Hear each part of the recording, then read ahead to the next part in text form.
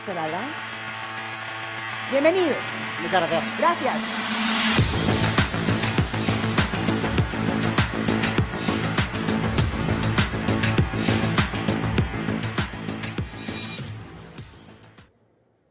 Hola, buenas tardes.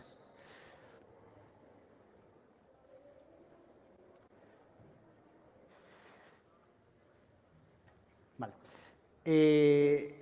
Lo primero, si queréis, que quería hacer es agradecer en principio, ¿no?, a toda la organización de World Congress haber invitado a Entity Data, ¿vale? Así que en su nombre, muchísimas gracias.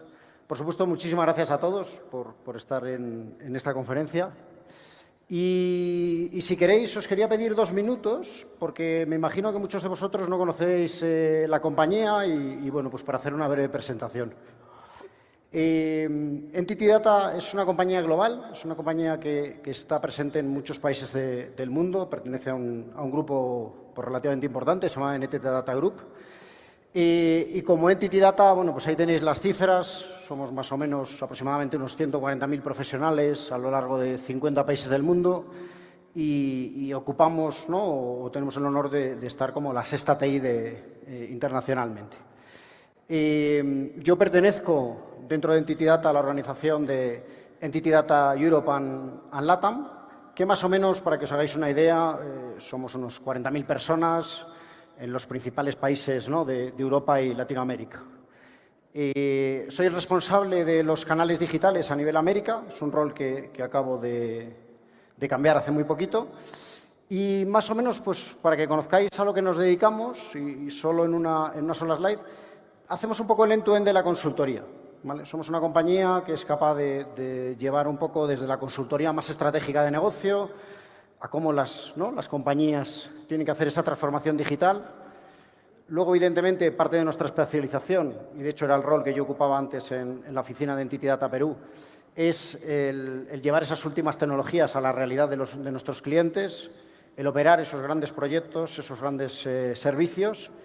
Y luego, bueno, pues también tenemos, ¿no?, nuestra parte de grandes outsourcings, de gestión de infraestructura y gestión de operaciones, ¿vale? Entonces, como os decía, un poco cubrimos la cadena completa.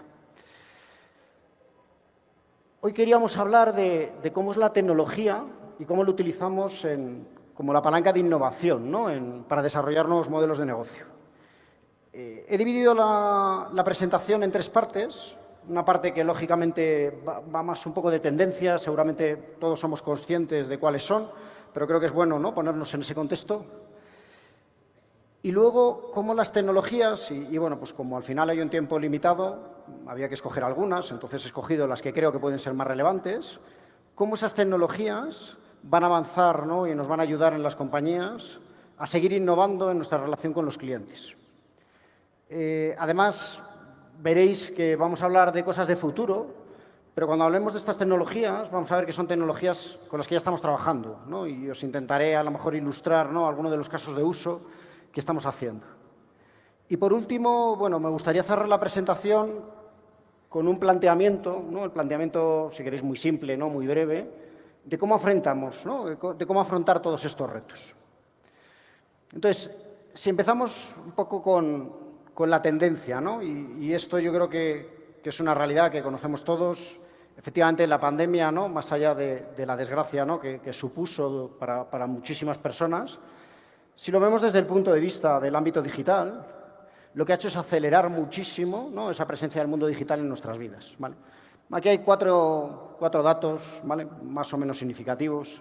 Pero, por ejemplo, el primero es el uso de Internet, que además aquí hay una cosa curiosa en Latinoamérica con el uso de Internet, y es probablemente ha tenido mucha más penetración el uso de Internet que, por ejemplo, lo que han tenido otros servicios, ¿no? Digamos que en otras geografías ha ido la bancarización, los servicios de terceros, etcétera, etcétera, y luego la penetración de Internet. En Latinoamérica está ocurriendo prácticamente en paralelo, si no al revés, ¿vale?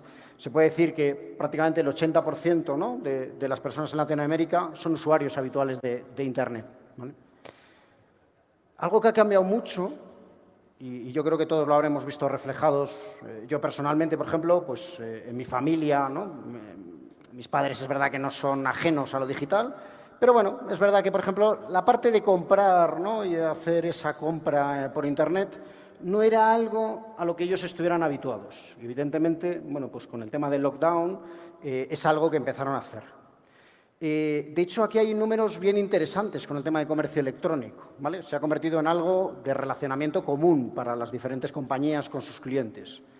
Hay dos datos que a mí me parecen muy significativos. Uno, que se ha duplicado, ¿no?, en el último año, pero hay otro que también me parece bastante importante, y es que antes muchas veces pensábamos en el comercio electrónico, en el e-commerce, como un canal que tengo que tener. Hoy en día, y en la última encuesta que se publicó, más del 53% de los clientes valoraban la marca dependiendo de cómo era este comercio electrónico. Es decir, ya no es algo que tengo que tener, ya es algo necesario para que mi marca sea relevante. Si queréis, ya el tercer ámbito es mirándonos un poquito a nosotros mismos, ¿no? Cómo ha cambiado la forma de trabajo, posiblemente, ¿no?, muchos de los que estamos aquí nos vemos afectados. Y es un poco que todos nos fuimos, ¿no?, a ese teletrabajo, muchas de las personas se fueron a ese teletrabajo. De hecho, en Latinoamérica, más de 23 millones de personas estuvimos en teletrabajo. Yo, y esto evidentemente ya depende de muchas opiniones, o sea, creo que para mí el futuro, el modelo ideal en el futuro, creo que es un modelo híbrido, que además va a ir muy de la mano con parte de lo que estamos diciendo en la presentación, de ese modelo híbrido de juntar lo real, ¿no?, el mundo real con el mundo virtual. ¿Por qué lo digo? Porque es verdad que a día de hoy la tecnología, si bien está avanzando y ha avanzado muchísimo, todavía no estamos en el punto en el que todo lo que hacemos en el mundo físico lo podemos hacer en el mundo virtual. Muchos, si queréis pensando en nuestro trabajo, ¿no?, muchos eventos, muchas dinámicas que lógicamente son mucho más productivas, ¿no?, en ese mundo real. No podemos evitar el resolver muchos problemas en el café o en el pasillo. Pero bueno, creo que es una llamada de atención y que lógicamente hemos evolucionado mucho, ¿vale? Y por último, el ámbito de estrategia empresarial, que si os fijáis no es un dato muy numérico, es un dato, pues si queréis, más de los analistas, pero que a mí me parece muy significativo. Los principales CEOs de las principales empresas de Latinoamérica tienen dos prioridades hoy en día: crecimiento y tecnología. Y vuelvo a repetir, son los CEOs los que tienen esa prioridad. No me he equivocado, no he querido decir el CIO. Al final, la tecnología empieza a estar como una de las prioridades dentro de su hoja de ruta. Cosa que habitualmente, pues al final estamos hablando de rentabilidad, de profit, de crecimiento, pero no tanto la tecnología. La tecnología estaba en parte de la estructura de su organización. Claro, si miramos un poco hacia dónde evolucionamos, esto de aquí, y que os voy a admitir luego que creo que está mal representado, pero ahora os diré exactamente por qué, es una realidad hoy en día. Hoy teníamos un almuerzo con algunas personas, ¿no?, y nos mostrábamos incrédulos de ese mundo virtual, ¿no?, de ese metaverso.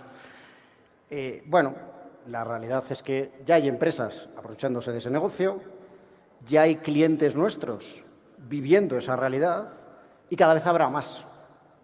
Entonces, podemos intentar ser ajenos o pensar que tenemos que conquistarlo, igual que conquistamos otros muchos ámbitos.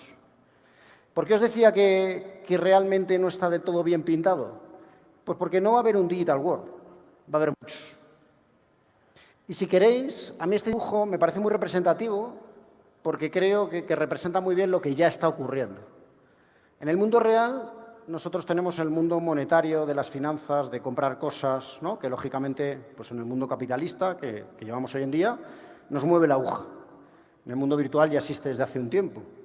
Las criptomonedas, ¿vale? Todo ese mundo ya ha evolucionado. El poder ponerle el valor a los activos ya existe. Esa tecnología existe, es madura, se está utilizando, evidentemente, de una forma minoritaria. Pero no es algo que tengamos que inventar.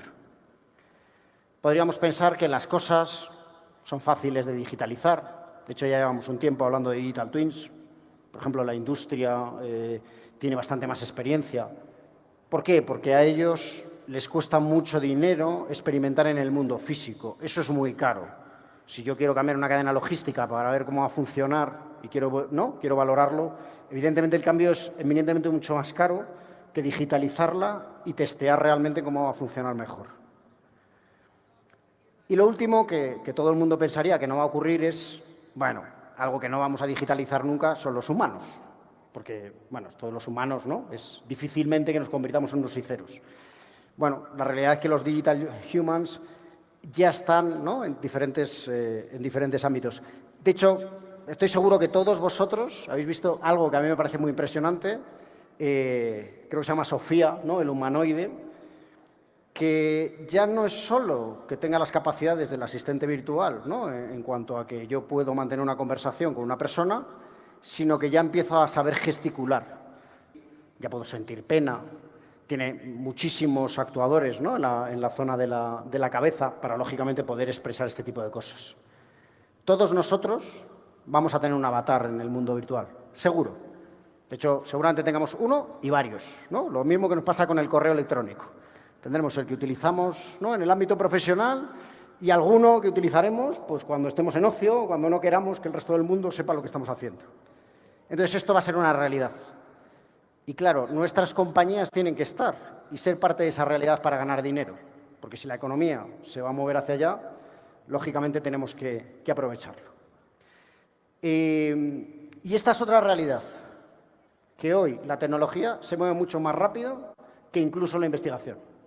Esta es una persona bastante reconocida, es una persona que tiene un reconocimiento importante porque su hermano tuvo una enfermedad muy fuerte y entonces se metió en todo lo que es la mecánica en el ámbito del healthcare.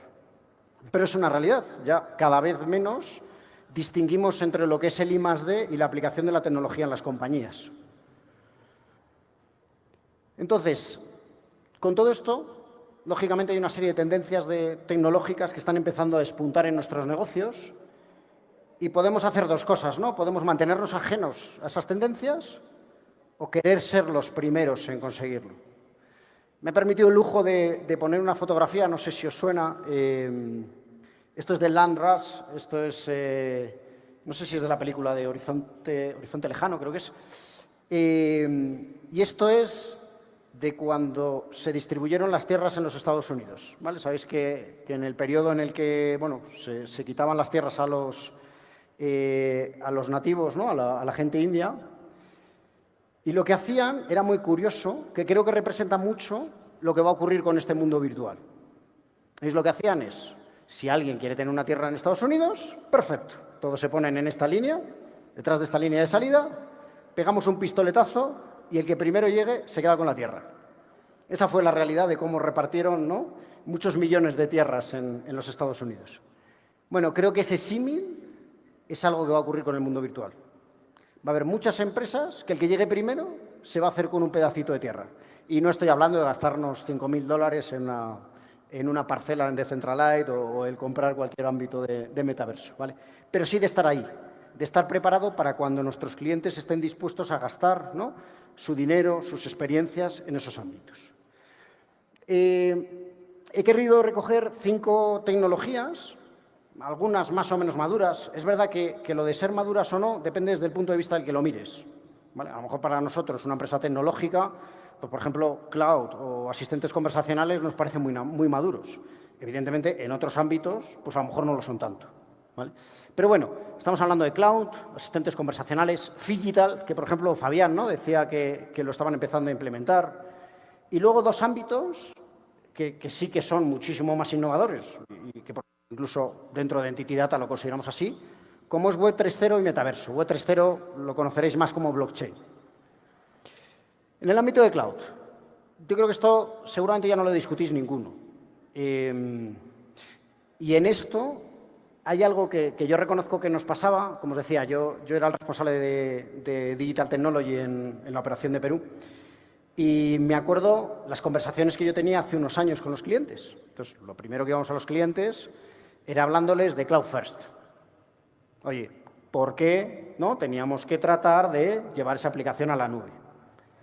Hoy en día, muchas de las conversaciones ya no es Cloud First, es Cloud Only. Y de hecho, hablamos de por qué no tiene que estar en la nube. Y pensémoslo un poco fríamente. ¿Por qué no vas a hacer algo que en realidad te permite tener un servicio gestionado por alguien que sabe gestionarlo? Porque al final los hiperescales pues, saben hacer su trabajo. Y lo vas a tener que hacer tú. Cuando en realidad, por ejemplo, te acelera muchísimo la velocidad y el time to market de tus aplicaciones. Voy a poner un ejemplo. Ahora mismo Hay una empresa en el ámbito de telecomunicaciones en Perú que lo que se ha dedicado va a comprar parte de la fibra y va a hacer un poco de gran distribuidor, ¿vale? Esa empresa la acaban de montar y nosotros hemos tenido la suerte de que vamos a montar todos sus sistemas. Todos sus sistemas, estamos pensando que en el MVP está en 4 meses. Imaginaros que no somos capaces de montarle la facturación, la provisión a una empresa de telecomunicaciones en 4 meses, si además me tengo que preocupar del data center. Es absolutamente imposible. Eso lo hacemos porque somos capaces de utilizar esas capacidades de la nube. Y luego, además, esto a lo mejor, ¿no? La gente que se dedica a esto se enfada un poco conmigo, pero ¿la nube es más barata? No, no es más barata. Evidentemente no lo puede ser. ¿Cómo va a ser más barata si resuelve más cosas de las que yo tengo en el data center? O sea, si yo comparo un servicio que yo tengo en la nube con un servicio que tengo en el data center, evidentemente el servicio per se es más caro. Pero claro, no le tengo que parchear, no me tengo que preocupar de su actualización, tampoco de su obsolescencia, hay alguien que se preocupa por mí. Entonces, evidentemente, eso está en el precio. ¿Y por qué muchas veces decimos que reducimos el precio cuando me voy a la nube? El precio le reducimos si lo hacemos bien. Claro, si yo cuando estoy en los ámbitos de estar lanzando una compañía, decido que provisiono en un data center para mis millones de usuarios, me va a costar mucho dinero. En la nube no lo tengo que hacer. En la nube tengo escalabilidad, ¿no?, prácticamente infinita. Entonces, por eso reduzco los costos. Porque en realidad el costo se adecua a mi negocio. De hecho, ya no me va a importar que me suba el costo si en vez de 100.000 clientes tengo 2 millones de clientes. Si es que mi negocio ha ido muy bien, seguramente voy a ser capaz de pagar ese dinero. Claro, evidentemente hay que planificarlo así, hay que aprovechar las capacidades de la nube. Si en la nube no aprovecho la escalabilidad, la flexibilidad y el time to market, sí, evidentemente mejor no lo utilices, porque estás tirando, ¿no?, cualquiera de las cosas que te aporta. El otro tema es el tema de los asistentes conversacionales. Me pasa un poco lo mismo que con Cloud, pero cuando, por ejemplo, nosotros como Entity Data empezamos a hacer esto, si os soy sincero, éramos capaces de decirle a un cliente que podíamos, ¿no?, contestarle las FAQ, ¿no? Era la típica cosa por la que empezabas a decir, no, mira, yo al final te puedo responder las 20, 30 preguntas más clásicas de la compañía, pero de ahí no me salgo, porque en cuanto ya la conversación se complica un poquito, se acabó. Hoy en día, el ejemplo que os he traído, lógicamente, está anonimizado y no lo podía presentar, pero, por ejemplo, hay un banco en Brasil donde procesamos más de 4 millones de interacciones mensuales. Os aseguro que no son fax. Al final son transacciones. Evidentemente, esto requiere un trabajo continuo, porque las personas somos difíciles de gestionar. La conversación de una persona la vamos modelando en el tiempo. Pero hoy en día el lenguaje natural es capaz de entender una conversación. Y evidentemente somos capaces, ¿no?, de hacer algo que creo que es una promesa a muchos usuarios. Yo os voy a contar una experiencia personal. Posiblemente una de las empresas que mejor experiencia del mundo tenga, Disney. Tengo unos hijos pequeños y voy a estar en Disney dentro de unos días. Y me ha tocado llamarles al call center. Bueno, sinceramente, la peor experiencia de mi vida, pensando que es la empresa que más privilegia la experiencia de usuario. De hecho, hay muchos papers hablando de la experiencia del usuario de Disney.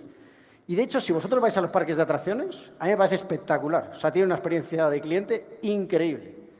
Lo de llamar al call center y estar 3/4 de hora esperando que me cojan el teléfono, me parece inaudito. Y, además, para resolver algo que, sinceramente, si me dan un bot, lo hubiera resuelto.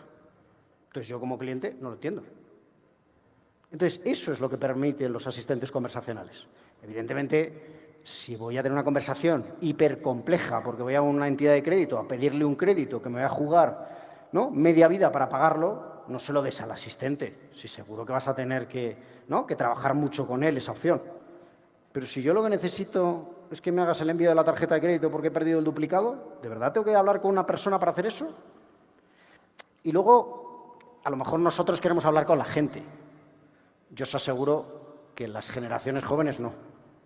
Yo personalmente, para algunas cosas, ya tampoco me gusta tanto hablar con ciertas personas. Lo que os digo, si Disney me hubiera permitido hacer esto sin hablar con nadie, hubiera sido mucho más feliz.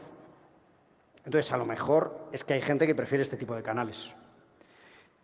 Y luego, hombre, algo que se me ha quedado ahí en pequeñito, pero que me parece muy significativo. Es lo que dijo Satya Nadella hace ya unos años, de que los bots son las nuevas aplicaciones. Yo estoy completamente convencido. No sabéis el trabajo que tenemos cuando tenemos que hacer la experiencia de la aplicación, ¿no? O la experiencia del canal. Pero si es que no tiene ningún sentido. O sea, ¿por qué yo tengo que pensar cuál es la experiencia que para todos vosotros os encaja? Es un poco difícil. ¿No sería mucho mejor tener una aplicación en la que yo le pido lo que quiero hacer a esa aplicación y ella me responde? Aquí, por ejemplo, tenemos un ejemplo. Julia, está con una compañía en Brasil, con Unilever. Esta es interna, es para los vendedores. Julia lo que hace es, tiene una cajita de texto y ellos le dicen, oye, yo mañana voy a ir a este centro comercial o voy a ir ahora dentro de media hora. Necesito saber las facturas que no me han pagado. Y le presenta una tablita con las facturas que no me han pagado.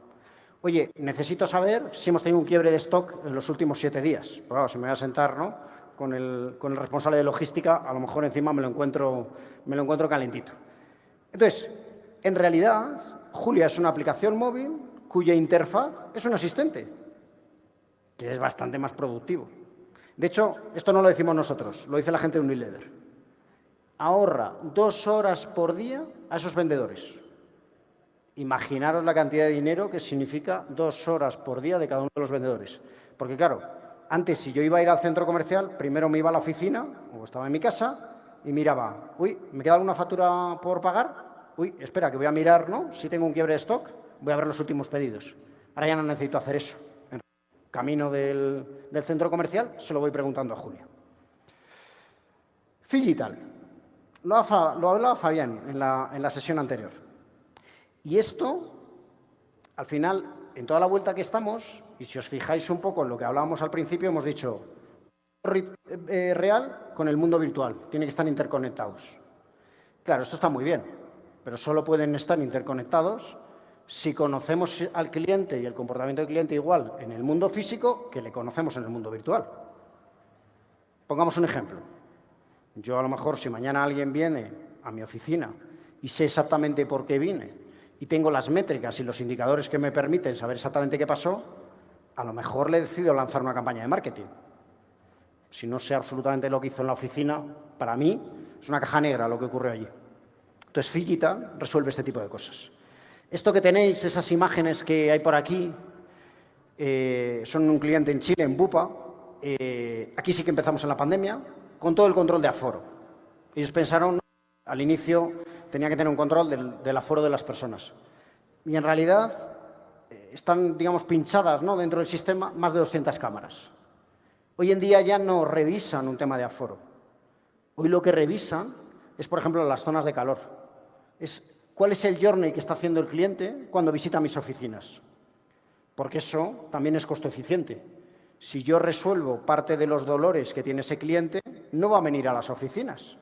Y, lógicamente, me va a permitir trasladar esas atenciones a otro tipo de canales que son mucho más costo eficientes. Los asistentes conversacionales, a la aplicación móvil, etc. Y ahora empezamos con las dos que yo os diría que efectivamente yo creo que son de las más innovadoras. Os decía que eran 3.0 y metaverso. Las dos además van muy de la mano, porque es imposible tener una sin la otra. Web 3.0 sí que puede vivir sola, pero metaverso no, ¿vale? Web 3.0 es lo que os decía. Vosotros, me imagino, casi todo el mundo la conoce por el término de blockchain. Al final, ha resuelto un problema, y es cómo soy capaz de intercambiar valor de forma digital. Sí, ahora tenemos las pasarelas de pago, pero eso no es intercambiar valor de forma digital. Entonces, si yo soy capaz de digitalizar un activo, ese activo puede hacer que sea único dentro de esa red. Y a partir de ahí, ese activo puede tener un precio. Simplemente eso. Y luego pensar que me permite hacer transacciones seguras en ecosistemas que no son de confianza. Yo puedo tener, ¿no? Yo soy, a lo mejor, un cliente de una entidad financiera, quiero ir a hacer, por ejemplo, un trámite a una empresa de seguros, ¿y sabéis lo que ocurre ahora? El día de hoy, la empresa de seguros me pide exactamente los mismos papeles que me pidió la empresa financiera. Exactamente los mismos. Lo cual, para mí, es bastante molesto, si queréis. Es decir, si lo miro desde el punto de experiencia de cliente, no es agradable que me pidan todos los días lo mismo. Oye, pásame la factura del último registro que has pagado, el último suministro en tu casa. Bueno, oye, pásame tu nómina.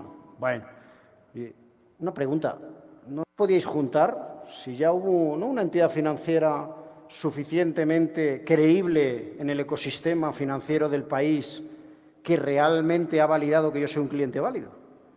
Y además os voy a decir una cosa, eso es lo que yo sufro como cliente. Pero ahora os lo voy a llevar a vuestro caso. Vosotros sois esa empresa de seguros, esa empresa de suministro, esa entidad financiera. El hacer la validación del scoring crediticio de César cuesta mucho dinero. Mucho dinero. Dinero que recuperáis si César es un buen cliente. Si me voy al ejemplo de la entidad financiera, si me dedico a tener una cuenta con dinero, poco vais a recuperar de mí. Claro, ya sin intercambio, ¿no? Empiezo a comprar acciones, empiezo a interactuar con la entidad financiera, ahí sí se recupera. Pero oye, ¿y no sería mucho más inteligente que ese dinero que me he gastado haciendo el scoring y validando la identidad de César Adán, a esa empresa de seguros que ahora tiene que hacer exactamente lo mismo, le pida un porcentaje? Porque además, lo curioso es que César va a estar más contento. O sea, César va a estar súper feliz de que la empresa de seguros no le pida ningún papel, le deje hacer la interacción. La entidad financiera también, porque de los $10 que se gastó, recupera un porcentaje. Y seguro que la aseguradora no se vuelve a gastar otros $10. A lo mejor le cuesta un poquito menos. Parece que todo el mundo gana. Entonces, esto es para hacerlo, ¿no? Para pensar. Es verdad que es muy difícil, porque lógicamente la colaboración, ¿no?, en el mundo no es fácil, ¿vale? Pero facilita este tipo de cosas. Este ejemplo lo hicimos hace unos cuantos años, ¿vale? Es una empresa que se dedica a certificar deuda crediticia de personas naturales y de empresas. Y lo que hacía históricamente, pues lo que hacemos todos. Va el cliente, me da el certificado de que no tengo deuda y con ese certificado voy al tercero y hago lo que tenga que hacer. Ahora ya no lo hacemos así. Ahora yo, si soy una persona natural, tengo una identidad digital, que además es inmutable. ¿No? Es muy difícil, ¿vale?, por no decir casi imposible, que alguien me suplante la identidad. ¿Vale? Esa es la gracia de blockchain. Y si esa empresa certificadora me certifica en esa identidad digital que yo no tengo deuda, el tercero se fía de eso. Porque antes le tenía que volver a llamar. Antes me traía el papelito y decía, bueno, papelito es fácil, ¿no? Si quieres me lo relleno yo en mi casa. No vamos a entrar en los que hayan falsificado el documento de declaración de COVID en diferentes ámbitos del mundo. No voy a entrar en ese ámbito, que seguro que alguno hay. Pero bueno, ahora ya con blockchain va a ser más difícil hacerlo. Y el último tema, metaverso. No podíamos tener esta presentación si no hablamos de metaverso, era imposible, ¿vale? Mark Zuckerberg, si algo ha hecho bueno en el mundo, ha sido cambiarle el nombre a Facebook y ponerle Meta, y entonces ahora ya todos pensamos en esto. A ver, esto le queda mucho. Y esto no es realidad virtual o realidad aumentada, va mucho más allá. Esto es de interconectar los mundos reales y virtuales. Esto es de que la gente va a querer comprar un activo en el mundo virtual que espera luego a lo mejor poder disfrutar en el físico, o mover parte del dinero físico, pedir un crédito en el mundo físico para comprarse algo en el mundo virtual. Esto va de que cuando, por ejemplo, ¿qué cosas están ocurriendo ya? Va para el onboarding. Ahora mismo todos estamos en ese modelo híbrido. ¿No sería más fácil que realmente todos interactuemos en una oficina en vez de tener que llamarnos por el Teams? ¿No sería más fácil replicar ese café donde nos encontramos casualmente? No era que ello es difícil, insisto, los dispositivos todavía son un poco pesados. Meterte en la realidad virtual es aislarte del mundo real, ¿no? Cualquiera que se haya puesto unas gafas de realidad virtual es perfecto, estoy en el mundo virtual, pero ya no estoy en el mundo real, claramente me he ido, ¿vale? Pero ya empiezan a ocurrir cosas. Esto es un ejemplo real, lo hemos hecho con una empresa de telecomunicaciones. ¿Y si yo pudiera estar viendo el partido de ayer de Ecuador, ¿no? Ecuador que empató con Argentina, que me parece algo espectacular, enhorabuena para todos vosotros. ¿Y si yo pudiera estar viendo ese partido? Pero además de ver el partido, a mí hay algo que me gusta de cuando lo veo en casa, que es que tengo las estadísticas de los jugadores. Es que sé exactamente qué está ocurriendo en el campo. Bueno, pues eso se puede hacer ahora. ¿Por qué? Porque la inteligencia artificial permite recoger todos esos datos. Y bueno, ahora mismo posiblemente en el estadio no se puede hacer de forma masiva porque el 5G no es una realidad, ¿vale? Pero llegará. El día que llegue el 5G, yo podré estar con mi móvil y poder superponer muchísimos datos. De hecho, hoy esto lo podemos tener en cualquiera de nuestras casas. Entonces empezamos a enriquecer lo que ocurre en la realidad con algo que es virtual, ¿vale? Ahí hablamos de temas de metaverso. Y un poco lo que os decía para cerrar. Humildemente y de forma muy breve, ¿no? ¿Cómo aconsejamos a nuestros clientes cuando hablamos de transformar esto en realidad? Porque esto, lo que os decía, es verdad que creo que algunos de los temas, ¿no? Tanto cloud, conversacionales, incluso digital, son cosas un poquito más trabajadas. Pero hay una cosa de estas que, sinceramente, es difícil, ¿no? Ponerse a hacer todo el diseño, a pensar cuáles son los business outcomes que voy a tener, a poder analizar todo esto desde el principio. Entonces, mi recomendación, o la recomendación que nosotros hacemos como Entity Data, es lo primero, ver si yo tengo hoy en día un reto dentro de mi compañía que realmente hace fit con parte de las tecnologías que tengo. ¿Por qué? ¿Por qué os digo que ver si tengo ese reto que hace fit? Porque efectivamente lo interesante es empezar a andar esa carrera. Es poderse poner en esta línea de salida y dar los primeros 2 pasos. Porque alguien les está dando ya. Y el día que yo quiera dar los 2 pasos, a lo mejor mi competidor está 4 o 5 pasos por delante y me va a ser muy difícil recuperar ese espacio. Entonces, creo que es importante empezar a saber, ¿no?, qué parte de retos puedo conseguir y solucionar con este tipo de tecnologías. Lo siguiente, creo que toca hacer un deep dive. Bueno, esto no es tan evidente. No es tan evidente como cualquiera de los desarrollos que estamos acostumbrados a hacer. Tenemos que entender cuáles van a ser las ventajas competitivas. ¿Dónde voy a tener un punto en el que valido las hipótesis de si realmente estaba apuntándole bien o no? Y luego, si yo quiero que esto sea una realidad, bajo mi punto de vista, este tipo de proyectos, yo aconsejo que sean, si queréis, con un mindset que es, uno, muy hands-on. Ya, dejemos de pensar, pongámoslo a hacer. Creo que es muy importante pasar a la acción lo más rápido posible. Tiene que tener un enfoque de MVP, porque muchas de estas cosas, como os decía, no son fáciles. Esto que os comentaba antes del metaverso se hizo con Telefónica, ¿vale? Con Telefónica, en realidad empezó así. Empezó, oye, yo quiero resolver este reto, lo podemos hacer así, ya, vamos a probar a ver si somos capaces de hacerlo o no somos capaces de hacerlo. Y ahí tenéis el MVP. El MVP ya está funcionando. ¿Luego se va a desarrollar más? Claro, no voy a tener unas cajitas feas encuadrando al jugador. ¿Por qué? No tiene ningún sentido. Le pondré el número encima, seguro que me sale con... Pero, oye, para validar que funciona, le pongo la cajita al jugador. ¿Qué más da? Y luego algo que me parece súper importante y que además va muy alineado a lo de cloud, que es lo de utilizar temas de activos. Al final hay muchas compañías que han trabajado mucho este tipo de cosas y que han tenido experiencias previas. Yo os aconsejo que no nos pongamos a hacer todos de cero. De hecho, lo aconsejo en mi propia compañía, en Entity Data, porque si no, lógicamente, no podríamos, ¿no?, desarrollar los proyectos que hacemos. Creo que esto se basa en empezar 3 pasitos por delante del resto. Entonces, aprovechemos que hay compañías que tienen esos 3 pasitos por encima del resto dados. Y por último, para que nos guste esto de las últimas tecnologías, yo no soy el productor de Black Mirror, pero nosotros en Entity Data tenemos una producción que se parece, ¿vale? Aquellos que seáis fanáticos de la serie de Black Mirror o que os guste este tipo de temas de disrupción, aquí os dejo la serie de Entity Data.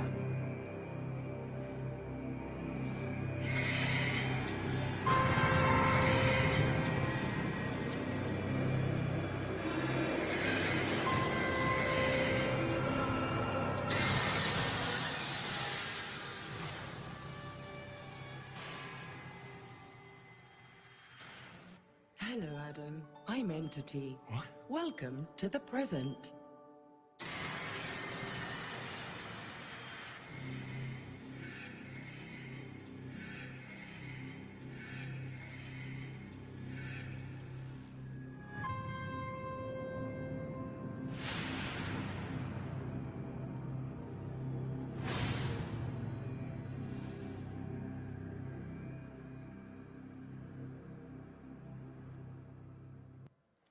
Bueno, la serie ya se estrenó hace un tiempo. Si pensabais que la industria del cine no iba a ser modificada por las últimas tecnologías, os digo una cosa.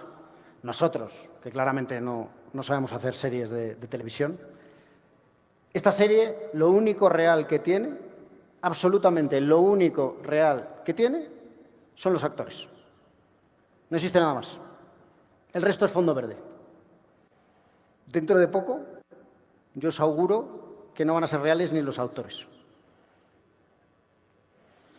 La tenéis ahí, bueno, ahí hay el link. Si buscáis Wake Up Entity Data, os puede salir, ¿vale? Y al final va recorriendo, pues en capítulos relativamente cortos, pues hablando del futuro del dinero, cómo va a cambiar nuestra vida de salud, cómo a lo mejor algún día termino vendiendo mis datos de salud para comprarme algo, ¿vale? Bueno, es una serie que a los que os guste un poco este tipo de cosas, un poco de disrupción, puede ser curiosa. Y nada, muchísimas gracias, nada más, se nos acabó el tiempo y gracias por todo.